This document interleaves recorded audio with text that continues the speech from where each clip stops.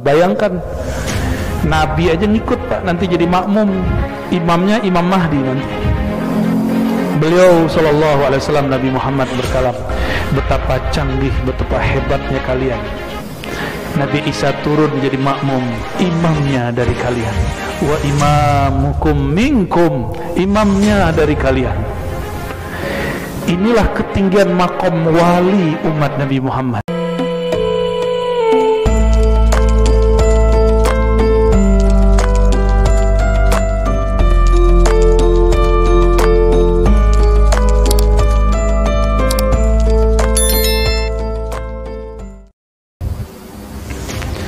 Sebelumnya kita membahas tentang keutamaan umat Nabi Muhammad yang kedua, yaitu al-ikram birrahmatil khasah. Allah muliakan dengan rahmat, kasih sayang yang khusus.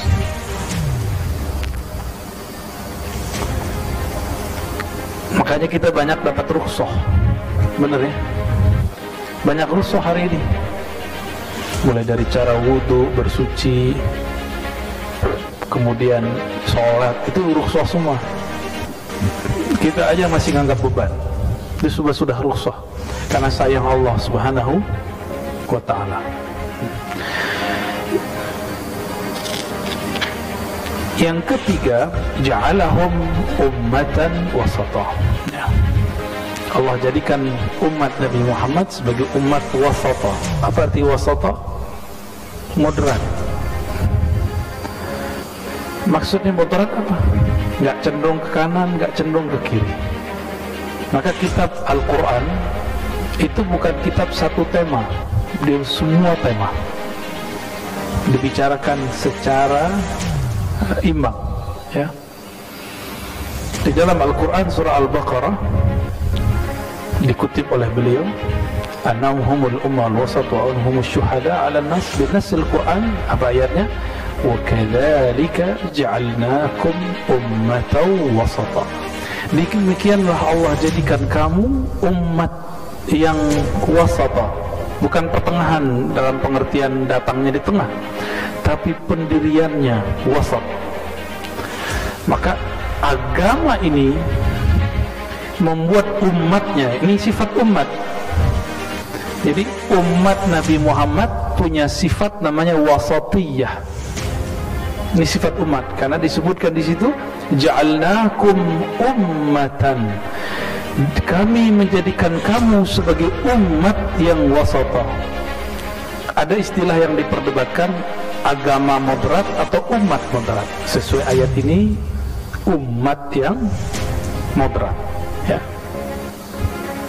Untuk apa itu?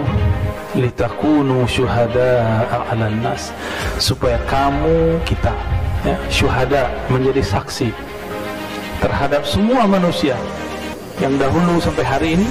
Wa yakuna ar-rasulu 'alaikum syahida.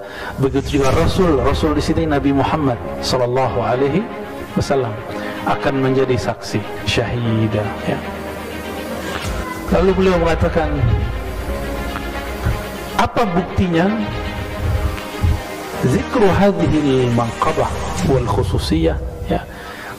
Keutamaan ini, keistimewaan ini Allah buktikan dengan adanya peralihan kiblat. Jadi kiblat tadinya kemana kita belat kita? Al-Aqsa, itu yang ada batu yang di bawahnya ada lubang itu. Alhamdulillah Allah izinkan saya ke sana, dan malam tadi kita ketemu orang Palestina, ya, Syekh Ammar, ya, ahli qiraah. Ya, kita juga ngobrol masalah itu. Dulu Nabi Muhammad setiap kali mau sholat menghadap ke Al-Masjid Al-Aqsa, beliau menghadap dulu ke Ka'bah, karena beliau ingat Ka'bah itu dibangun oleh Nabi Ibrahim lebih awal daripada Al-Masjid Al-Aqsa. Ada riwayat menyebutkan perbedaannya 40 hari, berarti lebih tua. Dan Al-Masjid Al-Aqsa itu sudah menjadi identik dengan Ahlul Kitab. Al-Masjid Al-Haram masih pertengahan, masih moderat. Maka dialihkanlah dari Masjid Al-Aqsa ke Al-Masjid Al-Haram, ya. Nah, muncullah surat Al-Baqarah ayat 142. Ya, silakan dilihat nanti di rumah ya. Uniknya itu dipindahkan lagi sholat. Sejarah ini kemudian menjadi sebuah keunikan. Sayyidina Nabi SAW lagi sholat, disuruh pindah. Masjid tempat Nabi sholat dulu itu disebut Masjid Qiblatain. Tidak ada keutamaan khusus yang disebutkan di dalam Al-Quran dan Sunnah mengenai sholat di sana, tapi yang pasti keutamaannya mengenal sejarahnya. Bahwa Nabi berpindah, ngimaminnya arahnya pindah. Yang tadinya ngadap ke utara, sekarang beliau ngadap agak ke selatan. Apa perbedaannya? Al-Masjidil Haram simbol millati Ibrahim Hanifah, simbol dari agama Nabi Ibrahim. Agama Nabi Ibrahim itu Yahudi atau Nasrani? Nabi Ibrahim gimana? Islam? Ya udah pasti. Enggak, dia Yahudi atau Nasrani? Dua-duanya. Dikit lagi biar pas. Belum ada Yahudi, belum ada Nasrani, sudah ada Nabi Ibrahim. Nabi Ibrahim itu bapaknya Yahudi, bapaknya Nasrani, bapaknya Arab. Beliau punya anak, bahkan bapaknya Jawi. Beliau punya anak ada lebih dari 3, cuma yang kita kenal cuma 2, Sayyidina Ismail, Sayyidina Ishaq. Dari Sayyidina Ishaq ada Nabi Yaqub.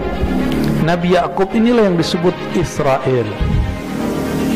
Maka disebut keturunan Nabi Yaqub dengan Bani Israel. Kenapa muncul Yahudi? Wah, itu banyak lagi kisahnya. Nanti ketika muncul Sayyidina Isa disebutlah Nasrani. Maka Nasrani dan Yahudi itu sama-sama Bani Israel. Dalilnya surat Shaf bahwa Sayyidina Isa berkalam kepada Bani Israel. Ya Bani Israel. Jadi risalah Sayyidina Isa hanya ke Bani Israel, enggak berlaku untuk umat ini. Maka jika ia turun nanti di akhir zaman, dia tidak membawa syariat Nabi Musa atau syariat sendirinya sendiri. Syariat beliau lebur dalam syariat Nabi Muhammad sallallahu alaihi wasallam. Bayangkan Nabi aja ngikut Pak, nanti jadi makmum, imamnya Imam Mahdi nanti. Beliau sallallahu alaihi wasallam, Nabi Muhammad berkalam, betapa canggih, betapa hebatnya kalian. Nabi Isa turun jadi makmum, imamnya dari kalian. Wa imamukum minkum, imamnya dari kalian. Inilah ketinggian makom wali umat Nabi Muhammad.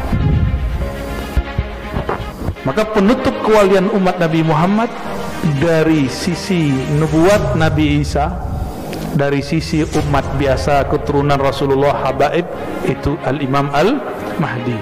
Makanya saya ulang-ulang Pak, harus hormat kepada para sayyid, para syarif, para habib, karena dari mereka lah nanti Allah pilihkan Al-Imam Al-Mahdi. Itu aja. Maka kemudian kita beranikan menyebutkan sebuah hadis, yang hadis ini disembunyikan lama padahal sudah ada di kitab Sahih Muslim. Enggak mau orang sampai. Taraktu fikum tsaqalain, aku tinggalkan kepada kalian 2 hal yang berat, kitab Allah, dan yang kedua bukan sunnah, ahla baiti, ahlu baitki. Di dalam Sunan Tirmizi, ahlu baiti itrati, itrahku. Maka kita cinta kepada semua habaib, cinta kepada semua habaib, apapun pergerakannya. Ini kalau nggak ada habaib negeri ini mungkin nggak Islami juga. Namun habaib di negeri ini datang bergelombang. Ada gelombang lebih tua, terus pertengahan, dan yang belakangan ini dari Hadramaut. Ya. Dulu banyak, ya, sangat banyak. Maka keturunan-keturunan kiai-kiai yang ada di Jawa hari ini, di Banten, itu hampir semuanya keturunan habaib yang lama-lama. Kalau yang sekarang ya, yang dari Hadramaut. Nah, negeri kita beruntung, ini adalah negeri yang paling banyak zuriat Nabi Muhammad sallallahu alaihi wasallam. Nabi Ibrahim punya anak, siapa lagi? Nabi Ismail, Nabi Ishak. Ada anak yang lain, masih ada 6 anak lagi dari seorang istri namanya Sayyidatuna Qanturah.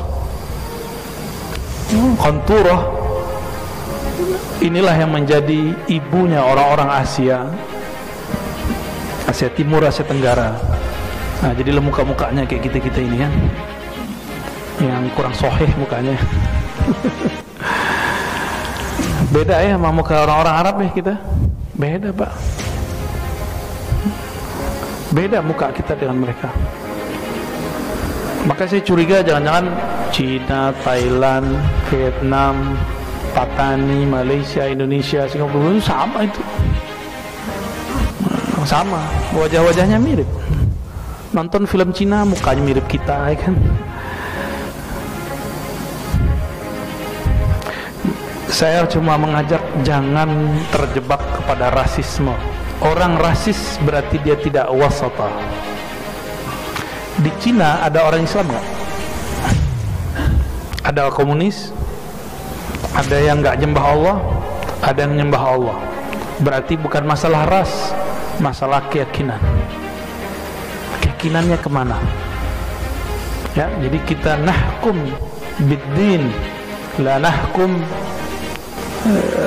bisya'ab, ya, kita berhukum dengan agama bukan dengan ras. Nah, itulah ajaran Nabi Ibrahim. Ya, dulu sempat ramai ada aliran Ghafatar, ya, dia pengen menghidupkan agama Ibrahim, gitu ya. Tapi yang dimaksud agama Ibrahim kita nggak ngerti, ternyata meninggalkan ajaran Sayyidina Muhammad SAW dan ingin menggabungkan agama-agama yang ada di dunia. Jangankan Islam, Kristen, Yahudi, ini NU Muhammadiyahnya nggak mau gabung, Pak. Salafi sama Asy'ari juga mau gabung. MU aja 2, ya nggak mau nyatu. Tarekat sama tarekat aja nggak mau nyatu. Boro-boro mau nyatuin agama-agama, ya, mimpi besar, ngayal itu, halu, ya. Yang dapat menyatukan umat cuma imam akhir zaman itu, dan kita tidak tahu kapan, di mana. Namun kita siap-siap saja, kolbu kita siapkan, ya. Karena nanti fitnahnya didatangnya bareng. Dajjal datang, dia datang. Nanti orang akan mengira Al-Mahdi itu Dajjal, sebagaimana dikira Dajjal itu Al-Mahdi. Nanti begitu kebolak-balik. Dalilnya dari Sahih Bukhari, Sahih Muslim, naruhu jannah wa jannatuhun nar. Surganya neraka, nerakanya surga. Gelapnya cahaya, cahayanya gelap. Itu, ya. Semoga kita terselamatkan dari fitnah akhir zaman ini, ya.